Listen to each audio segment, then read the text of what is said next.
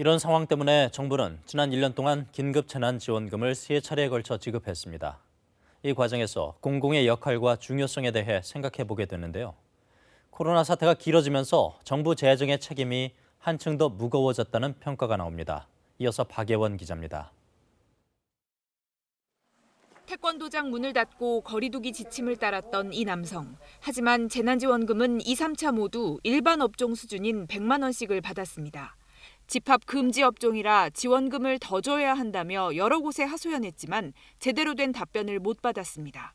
진짜 세 발의 피도 없는 마음에 약간 위로가 될 수 있는 정도의 돈밖에 안 되는데도 그걸 가지고서 또 고통을 줘버리는 저희 입장에서는 그래요. 직장인들도 재난지원금에 대한 생각이 많아졌습니다. 선별적으로 한 번 더 지급이 되는 게 효율적으로 자금이 집행될 수 있는 부분이라고 생각합니다. 정확하게 구분해낼 수 없다라고 하면은 모두한테 주는 것보다 못하다고 생각합니다. 상황 판단을 적절하게 해야 되는 것 같아요, 정부가. 공통적인 건 더 빠르고 효과적인 지원을 요구하고 있다는 겁니다.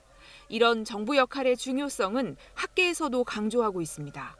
빚을 지면 나라가 망한다 이런 거라기보다도 국가가 빚을 져야지 가게도 살고 기업도 살고 나라도 살 수 있다.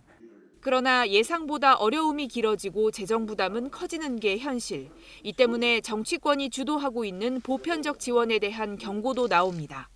지원을 확대하는 쪽으로만 결정하기 쉽고요. 사실은 뒷감당 없이 정치적인 결정을 해버리면 나중에 책임은 누가 질 거냐는 문제가 생기는 겁니다. 올해 추가 재난지원금을 지급한다면 당장 쓸 수 있는 돈은 예비비인 3조 8천억 원. 앞선 재난지원금 규모를 감안할 때 또 나랏빚을 내야 할 상황입니다. 코로나19를 계기로 정부의 역할에 대한 기대치는 높아졌습니다. 하지만 피해 계층의 고통 해소와 재정의 건전성이라는 두 추의 균형 잡기는 갈수록 어려워지고 있습니다. KBS 뉴스 박예원입니다.